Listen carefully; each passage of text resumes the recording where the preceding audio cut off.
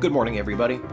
Welcome to this edition of Riffing on Mail Call. I just wanted to start off right here at the top by wishing my Christian viewers a very fond farewell. I hear that you guys are going up in the rapture later this week. It's May 16th as I sit here, so you've still got a few days left. May 21st is the big day, so I hear, which is also Draw Muhammad Day. It's a shame you guys are going to miss that.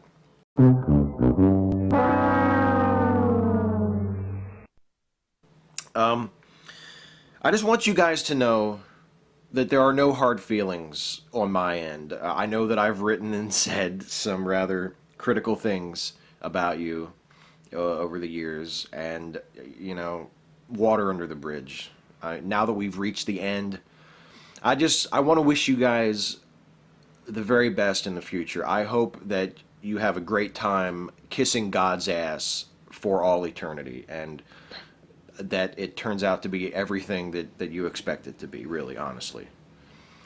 As for the rest of us, the following calls are taken from editions of Mail Call, printed in the Herald Mail from May 2nd through May 13th, 2011, which can be viewed online in their entirety at www.herald-mail.com. First up from Williamsport. President Obama, when he got elected and before he got elected, he promised transparency. Well, we haven't seen it. Could we afford another 4 years of this man? Sure, he's highly educated, but evidently he doesn't know what he's doing. Maybe the reason you haven't seen it is because it's been just that transparent. Huh? Where were you guys during the presidency of Obama's predecessor, who led one of the least transparent administrations in the entire history of the country? I mean, I realize that your standard of transparency is designed so that Obama will never be able to meet it, no matter what he does. But just take an honest look, just for a second, and I think you'll realize that Obama has already been way, way more transparent than that last guy. What was his name? Kudos to Delegate Neil Parrott, who is attempting to force a referendum on whether Maryland should give in-state tuition to illegal immigrants. He will need to get a petition with over 55,000 signatures in order to do this. Folks, if you are a registered voter and you are approached to sign this petition, please sign it. Let the voters decide this issue. It's time to stop this madness and get this country back on the track that made it so great, and we can start right here in Maryland. Please support Neil Parrott in this extremely important endeavor. Hagerstown. Would that be this Neil Parrott? The very same Neil Parrott who has publicly advocated the forcible tattooing of AIDS patients? That Neil Parrott? No, I don't think I'll be signing his Down People with Brown People petition, thanks. Although if anybody's passing around a petition to recall Neil Parrott, send that fucker my way. I enjoy reading Mail Call because they print the exact comments as the caller says them, and it was interesting to note that all of the callers who complained about the salaries being paid to educators seemed to suffer from a lack of education and an inability to express themselves above a third grade level. Waynesboro, Pennsylvania.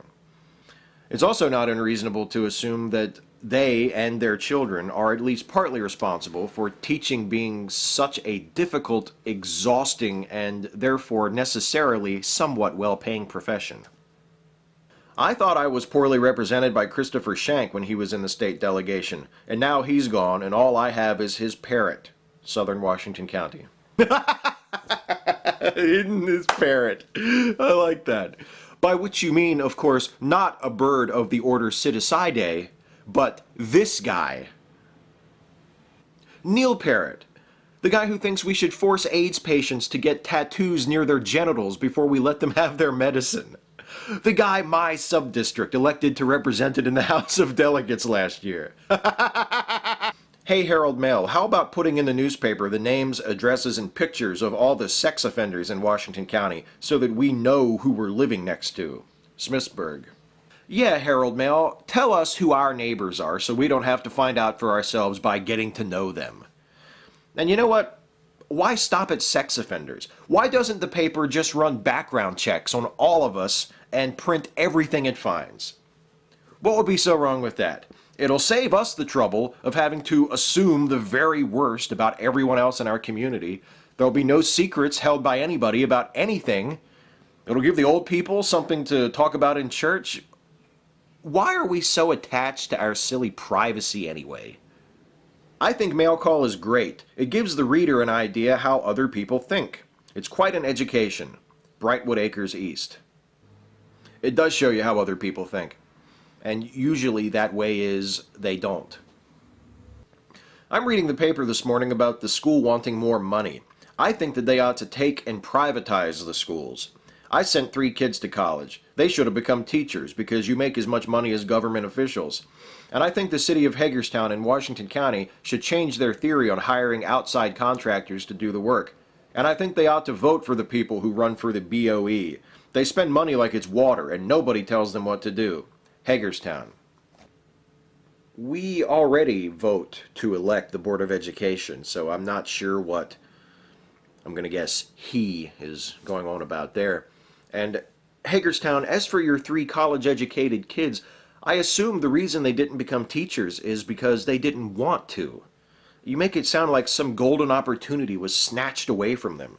Like they really wanted to be teachers. They went to college, they tried to enroll in the education courses, but then late one night, secret agents of the teachers union broke into the registrar's office and dropped all their classes because they decided that your kids just weren't good enough to join their exclusive public education clique. Is that what you think happened? Don't attempt to answer. It's a rhetorical question. That did not happen. I love to read the comments of the insanely jealous. No one told you growing up you are not allowed to be a teacher. You chose not to. My wife and I are both teachers, and I know we earn every penny of our $130K salaries. Gotta go, getting ready for my 10-week vacation. Berkeley Springs, West Virginia. What he said. As a registered nurse for over 25 years, I make about the same as a teacher who has worked the same length of time. I too had to pay for my college education, and I pay for continuing education classes every year. There are some days I wish I'd become a teacher. I work 12 months out of the year and don't get fall and spring breaks or time off at the holidays. I don't get to stay home on snow days, and I work long shifts. I don't get a planning period every day, and I deal with life and death situations frequently while dealing with the public. Halfway. I feel like reading what the last guy said again, but instead, I'll just do this.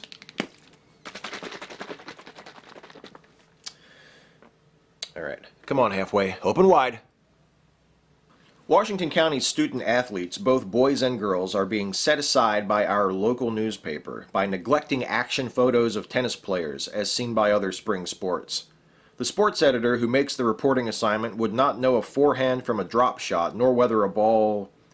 If he would take the time to understand the athleticism involved in this sport, perhaps more action photos would appear in the newspaper, and not wait until the county tournament for a couple photos. Hagerstown. You said it, my friend. I don't think much of these Herald Mail sports writers either, especially Bob Parrott, the worst writer in the history of words. These morons wouldn't know an eastern grip from a continental, or a topspin from a backspin. They wouldn't know a volley from a half volley. They wouldn't know the ATP from the WTA. And neither would I, actually. I had to look all that stuff up, because really, who gives a flying fuck about tennis? The GOP machine's at it full force. Now they're saying it was Bush's plans that got bin Laden. If they're going to take credit for that, shouldn't they take credit for being in office when 9/11 happened? Hagerstown. Ah, but you can't get old Bush on that one. He wasn't in the office that day. Remember where he was? Yeah, he finished that book too. he was hardly in the office that whole year, even though his chief counterterrorism advisor told him Al Qaeda was going to attack us. Oh, that last president of ours. Oh, what a character. Bush, that was his name. If our elected officials will not show a picture with bin Laden with a hole in his head, then why should we show them on our income tax form how much we really made? Two can play the same game. Those who pay, say, and vote. Hagerstown. Have you met the caller who made the next comment? Because I think you guys would really hit it off. I'm just watching TV, which I rarely do, and I see where Obama does not want to release the photos of bin Laden. I personally think they should be released to make sure pictures are actually him and it's his dead body, not to gain political gains for himself for the future. I think that definitely that body needs to be seen for everybody. Williamsport. Right, because if Barack Obama is capable of fabricating his own birth records, not to mention convincing multiple government agencies to collude with him in a sinister conspiracy to elect a non-citizen president of the United States, then he's definitely capable of getting the CIA and the Navy SEALs and Al-Qaeda all together to fake the death of Osama bin Laden for his own political gain. So, all he has to do to prove that didn't happen is show the pictures. Yep, that'll convince everybody. I'm wondering if anybody else has noticed that the same right-wing pundits who are whining about President George W. Bush getting his share of credit for the capture and death of Osama bin Laden are the same pundits who, when it is suggested that Bush has anything to do with our current financial crisis, insist that he is not liable for such criticisms. Seems kind of strange to me, don't you think? Boonesboro. Point! Boonesboro. Takedown. And finally, from Hancock. We need to know now what our governor and his staff and people have made for the last 3, 4, 5 years on their salaries. I'd like to know what he's making. You let us know what the ordinary people make. How about letting us know what he makes, okay? Yeah, and when you're done with that, my kid has a research paper due in his AP American History class. He needs 5 outside sources, at least 3 have to be print sources, and his thesis is that the blacks ripped off jazz from the Indians. Oh, and he needs it by Friday, so, hurry up. The governor of Maryland makes $150,000 a year, by the way. Took me 30 seconds to find that out, and I did it all by myself. Thanks for watching.